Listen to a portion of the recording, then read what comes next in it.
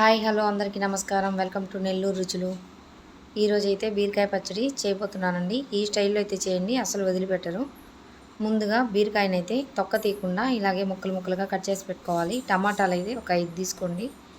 పచ్చిమిర్చి ఒక 8, కొంచెం కొత్తిమీర, కొంచెం పుదీనా, చిన్న నిమ్మకాయ సైజ్ అంతా చింతపండు. స్టవ్ వెలిగించి ప్యాన్ పెట్టి ఆయిల్ అయితే వేసుకోవాలి. ఇందులో ఒక స్పూన్ జీలకర్ర, ఒక స్పూను ధనియాలు వేసుకుందాం. ఇప్పుడు ఇవి వేగాక ఇందులోనే కట్ చేసి పెట్టుకున్న పచ్చిమిర్చి వేసి ఫ్రై చేసుకోవాలి. ఇలా పచ్చిమిర్చి అంతా వేగాక వీటినంతా ఒక మిక్సీ జార్లో అయితే తీసేసుకోవాలి. ఇప్పుడు ఇదే ఆయిల్లో ముందుగా కట్ చేసి పెట్టుకున్న బీరకాయ ముక్కలను అయితే వేసుకొని ఫ్రై చేసుకోవాలి.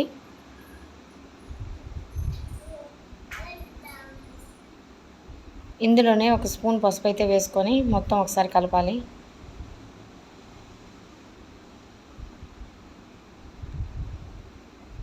మొత్తం కలిపిన తర్వాత ఒక 5 మినిట్స్ సిమ్లో పెట్టి మూత అయితే పెట్టుకొని మగ్గించుకోవాలండి.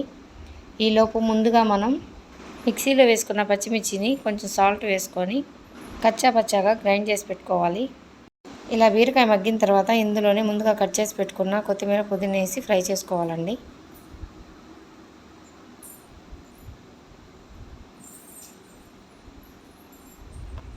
ఇప్పుడైతే ఇది ఫ్రై అయింది కదా, దీన్ని కూడా మనం మిక్సీలో వేసేసుకుందాం.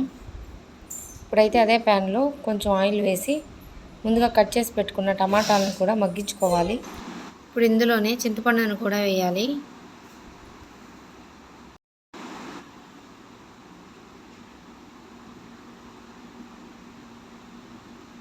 ఇప్పుడైతే ఒక 5 మినిట్స్ మూత పెట్టి సిమ్లో పెట్టేద్దాం. ఇలా మగ్గిన టమాటాలను మిక్సీ జార్లో వేసుకొని బరకగా గ్రైండ్ చేసుకోవాలి. ఈ మిశ్రమాన్ని ఒక బౌల్లోకి అయితే తీసేసుకుందాం.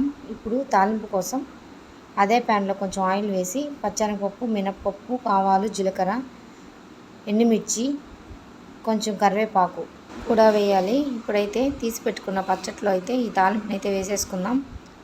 అంతే, ఎంతో టేస్టీ అయిన బీరకాయ పచ్చడి అయితే రెడీ. మీకు ఈ వీడియో నచ్చినట్లయితే లైక్ చేయండి, షేర్ చేయండి, సబ్స్క్రైబ్ చేయండి.